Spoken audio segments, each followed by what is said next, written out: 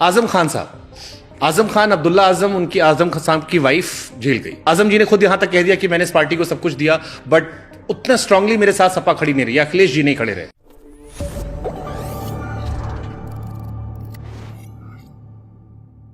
ठीक है, आप ये कह रहे हैं क्योंकि समय के मैं जल्दी सवाल कुछ अपना लेता हूँ।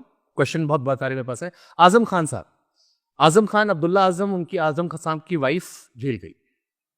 एक अनसेट सवाल उठने लगा कि बीजेपी वाले सपा वालों को, जो टॉप लीडरशिप आपकी है, उनको जेल में डालते। सेंट्रल में ऐसे ही राहुल जी के साथ भी है, केजरीवाल जी की पार्टी आरोप लगाती कि आपस में सबका है, बड़े बड़े नेता एक दूसरे को जेल में नहीं डालते, नीचे वाले जाते। आजम जी ने खुद यहां तक कह दिया कि मैंने इस पार्टी को सब कुछ दिया, बट उतना स्ट्रांगली मेरे साथ सपा खड़ी नहीं रही, अखिलेश जी नहीं खड़े रहे। देखिए, समाजवादी पार्टी उनके साथ तब भी थी, आज भी है, और आज भी उनके साथ है।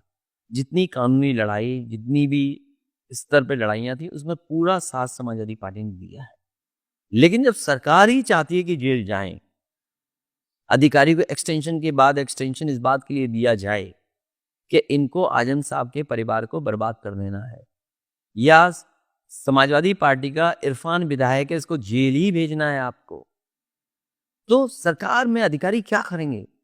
पूरी सरकार, पूरे अधिकारी उनको फंसाने में, झूठे मुकदमे लगाने में जेल भेज दिया, और समाजवादी पार्टी उनके साथ है। जिनको ये लगता है, समय समय पर मैं जानता हूं, कुछ अपने लोग, कुछ विरोधी लोग, कुछ वोट की चाहत में समाजवादी पार्टी की खिलाफत करते हैं। मैं उन तमाम लोगों से कहूंगा कि मैं उनका पूरा साथ दूंगा। अभी तक तो मैं आगे था कि मैं बचा रहा हूं आदरणीय आजम साहब को, अब वो आगे हो जाए, मैं उनके साथ हूं, और पूरी पार्टी उनके साथ, और आए मदद करें। ठीक, अब एक रैपिड फायर सर है, थोड़े फन क्वेश्चन है।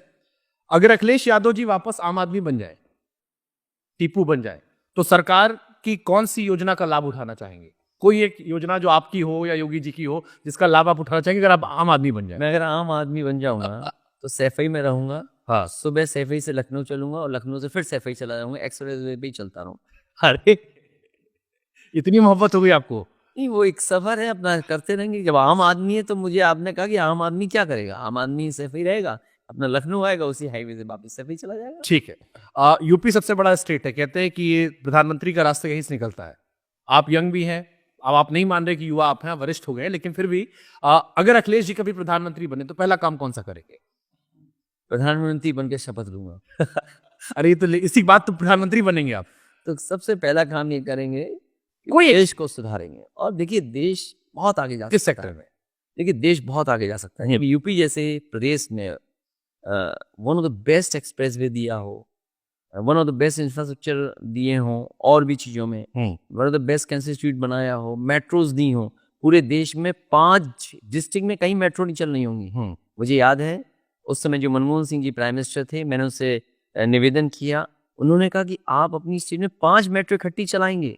मैंने कहा हाँ, हम आप अगर सैंक्शन करेंगे तो चलाएंगे। और उसका परिणाम ये कि आज सबसे ज़्यादा मेट्रो उस समय स्वीकृत की थी समाजवादी सरकार में, और उस समय प्रधानमंत्री मनमोहन सिंह जी थे। वही काम आगे चल रहे हैं, और कुछ नहीं चल रहा है।